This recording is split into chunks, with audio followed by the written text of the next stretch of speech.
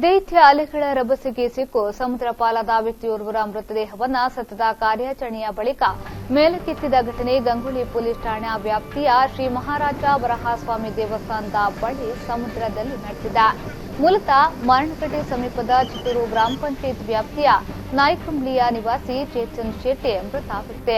ವಿದೇಶದಲ್ಲಿ ಹಲವು ವರ್ಷಗಳಿಂದ ಉದ್ಯೋಗದಲ್ಲಿದ್ದ ಚೇತನ್ ಶೆಟ್ಟಿ ಕಳೆದ ತಿಂಗಳಷ್ಟೇ ರಜೆಯಲ್ಲಿ ಊರಿಗೆ ಆಗಮಿಸಿದ್ರು. ಭಾನುವಾರದಂದು ಸಮುದ್ರ ವಿಹಾರಕ್ಕೆಂದು ಮರವಂತೆ ಸಮುದ್ರಕ್ಕೆ ತೆರಳಿದ್ದು ಅಲ್ಲಿನ ಬಂಡೆಕಲ್ಲುಗಳ ಮೇಲಿದ್ದ ಅವರು ಅಲೆಗಳ ರಭಸಕ್ಕೆ ಸಿಲುಕಿ ನೀರು ಪಾಲಾಗಿದ್ರು. ತದನಂತರ ಅಗ್ನಿಶಾಮಕ ದಳ, ಗಂಗೊಳ್ಳಿ ಪೊಲೀಸರು ಹಾಗೂ ಮೀನುಗಾರರು ಹುಡುಕಾಟ ನಡೆಸಿ ಚೇತನ್ ಶೆಟ್ಟಿ ಮೃತದೇಹವನ್ನ ಪತ್ತೆ ಮಾಡಿದ್ದಾರೆ. ಘಟನಾ ಸ್ಥಳಕ್ಕೆ ಗಂಗೊಳ್ಳಿ ಪೊಲೀಸರು ಭೇಟಿ ನೀಡಿದ್ದು ಪ್ರಕರಣ ದಾಖಲಾಗಿದೆ.